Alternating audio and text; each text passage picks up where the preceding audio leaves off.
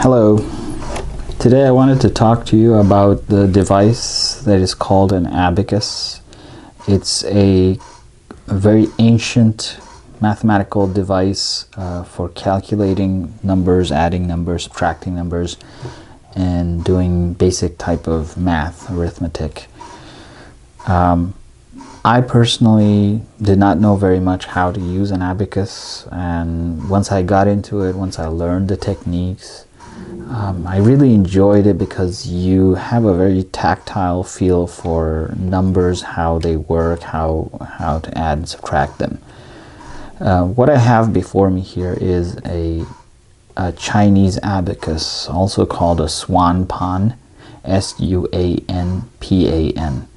And the proper way to hold an abacus in front of you and do math with it is the way I'm storing it here, horizontally, with the larger number of beads towards you and the smaller number of beads at the top. So let me go through and tell you the different parts of an abacus.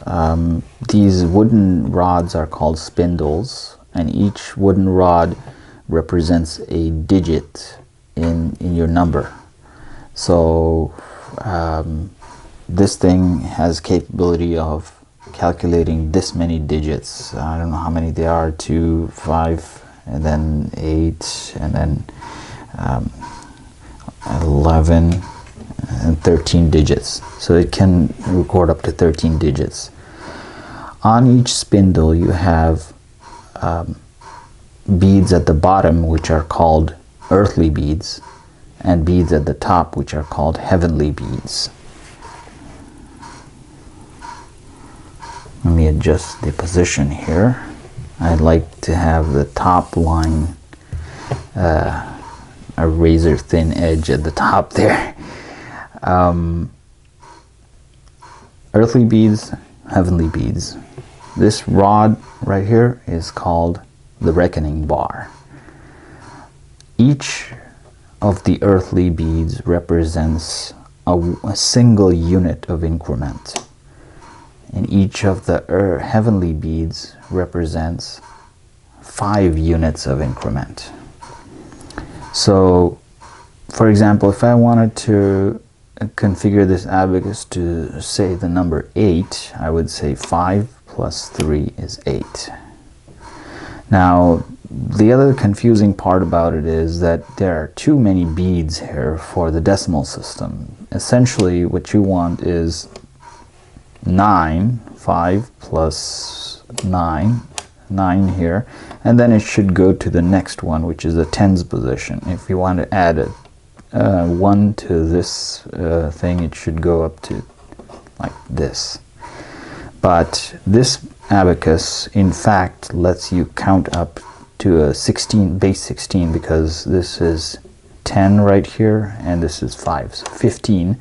After you get to 15, you get to the 16. But that shouldn't preclude you, shouldn't prevent you from doing base 10 math on this abacus. In fact, it's easier to do base 10 math in here, because what if you wanted to add an 8 and a 7? So let's set it up. This is an 8, and I want to add a 7 to this. So I want to add 5 plus 2, 7. So I've basically added 8 plus 7. It's spilled over, should have spilled over to the tens position, but it did not. I was able to add it all. Now I can normalize this to base 10. These two beads right here represent a 10, so I'm going to subtract those and add a 10. Now it's normalized, so I have 1 bead in the tens position and 5 beads in the units position, so the result is 15. So the quicker way to do this would be you would basically add an 8 here, and if you want to add a 7, right, you can add a 10 and subtract a 3, which is an indirect way of doing it. Instead of spilling over, you add a 10, subtract a 3. Now you have 15. Again, this is our first result was like this, but that's the same as saying this. 5, 10 plus 5, 15. So this is what it allows you to do, and you can quickly add numbers in the same spindle and not have to worry about carrying over, and then you can normalize and carry over what's above 10 in one position, which is why I enjoy working with it, because it's more flexible. It allows you to do that, and then you spend extra time going back and normalizing, but I think that's fine. You know, you can quickly add first and then get around to cleaning it up later. The other type of abacus that is most commonly seen is not the Chinese, which is what we've just seen here, but the Japanese abacus. And the name of this thing is a Soroban. S-O-R-O-B-A-N. Soroban. You can see it has a lot fewer beads, and this actually is a true decimal abacus. You have 5, 6, 7, 8, 9, and then it doesn't have any more beads. You have to get to 10 like that. So a lot more regimented, a lot more rigid. You can add and you have an 8 here, you want to add a 7, you add a 1 and do this, and you have 15. There's no way of representing a 5 here. The only way to represent is here. So this is forces you into thinking base 10 and doesn't permit you to go over and then normalize later. Okay, some claim, there are claims that you go faster with this, and I would believe that, but for me, having the flexibility is nicer.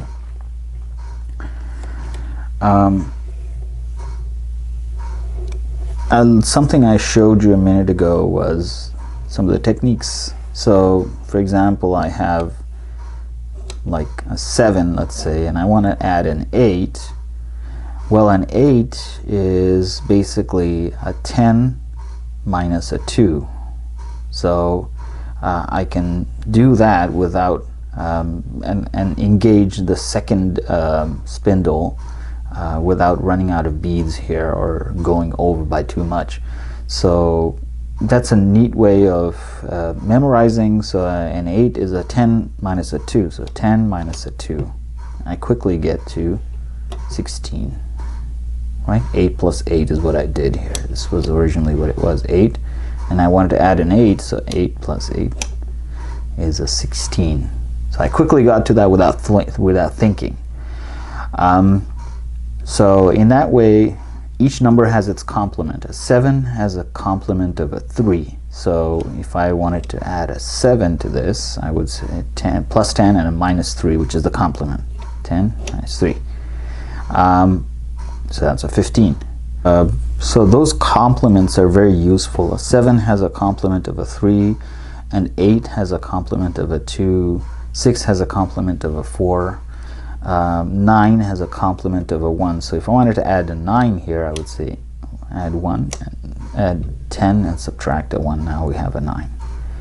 So same like that, you have complements of the smaller numbers, the 2, 3, and 4. So 2 has a complement of a 3. So if I wanted to add, if there's a 3 here, and I wanted to add another 3 to it, well, the 3's complement is 2. So add a 5, subtract a 2. So I added 3 to a 3, and now I have 6.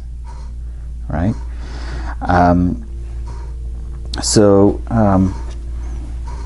Basically, you have to memorize the complements. Let me write that here.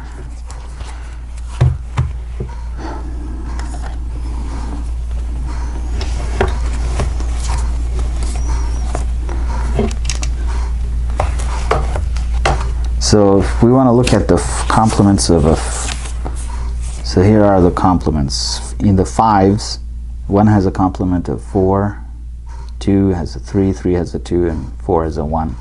And then on the 10s, you also have the complements. So 9 and 1 is, these ones most frequently, you use these a lot. And, these are kind of the inverse of that. The other thing that you have to get good at, alongside of memorizing the complements and using them to add things in an indirect method, is you have to get really good at reading numbers from an abacus. So you can add numbers to it, you can get the results, but if you're not reading it correctly or you're not recording it into the abacus correctly, it could trip you up.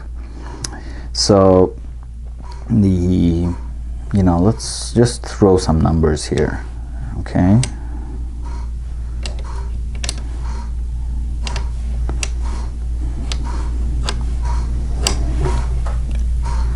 So this right here, and what I've done here, I've modded this thing to add scotch tape to the top and liquid paper at the top to denote these dividers. So basically I do dollar arithmetic here. These two positions are my cents, 2 decimal point positions for the cents, and then these are the dollar figures. So right now if I read this, this is 1,379.17.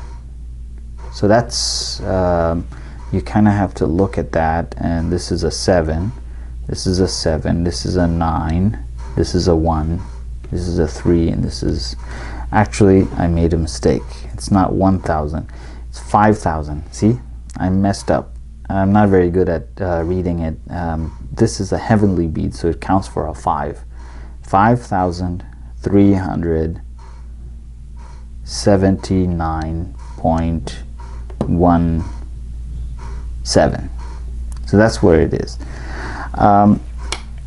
One other thing you can do, if you get an abacus, this abacus is very easily available. I went to a Daiso near me and I found it, and it's very useful. But I use the Swan Pond more, as I mentioned, and I got this from Amazon. One thing I don't like is there's certain abacuses where these are wooden, and you have metal brackets here, which basically kind of lets it teeter-totter if it's not perfectly aligned. Let me show you an example of one of those.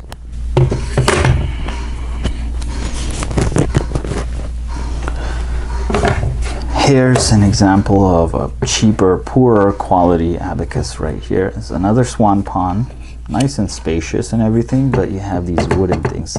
Do you see what's happening here? It's not physically well aligned. The frame is kind of skewed. It cannot sit stably. It has to teeter. You have to put something underneath there to kind of not let it seesaw like that. But otherwise it's got wooden beads, light beads, and it's got a spindle that's nice and slippery, and you can do the maths if this thing doesn't bother you. After getting that and not being happy with it, I got this, which is ABS plastic, injection molded plastic.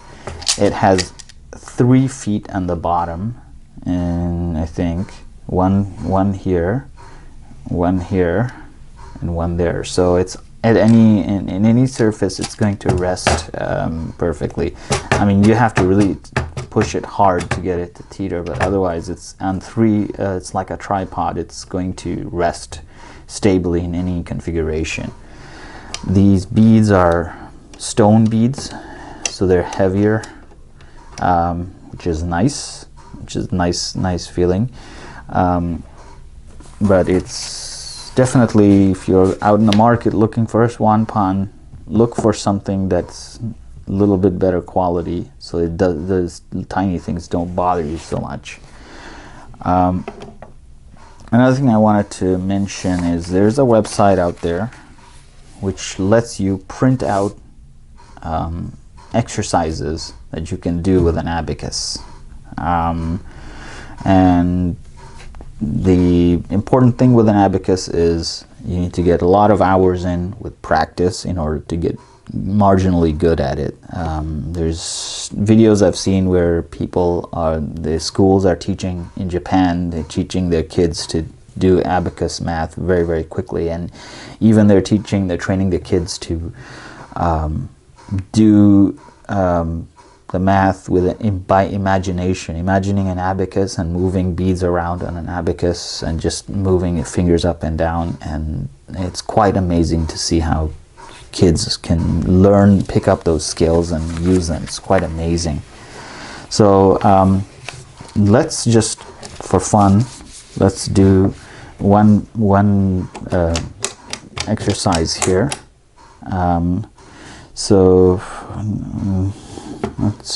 Let's do the top left one because I have it marked off. 9736 9736 300 42 2 6 1 2 3 9 73. So 7, I'm going to add a 7 here, so add a 10 and subtract a 3, and then add a 3. I'm going to move this over. 9, add a 10, subtract a 9. 4, add a 5, subtract a 1. 8, add a 10, subtract a 2. Add a 1, and then 9, add a 10, subtract 9. I like the 9 one. Subtract a 9. This one I can fix and move this over here. This one can move here. Now we do 29. So 29,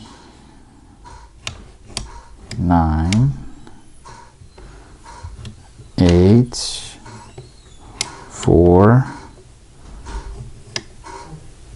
9, 7, 6, and 5's complement is 5, so I added a 10, subtracted a 5. So now let's fix everything up. This goes here, this goes here, this goes here, this goes here, this here, this here. So the end result should be 155 795. This can 503. So that actually was correct. Okay, well, that's I have another abacus which I want to talk about, which I built, and it's addressing a problem which these abacus have, where you cannot subtract a larger number from a smaller number. These are all positive. These all beads represent positive numbers. So with positive arithmetic, you cannot go into the negative zone by subtracting a larger number from a smaller number. And what I've done is I've created an abacus which allows you to record negative numbers and subtract bigger numbers from smaller ones to get into the negative territory. And I will show that off and display that and do some math with it in the next episode. Thank you very much for watching, and please like, subscribe, and comment, and see how I can make these videos better. I appreciate it. Thank you. Bye.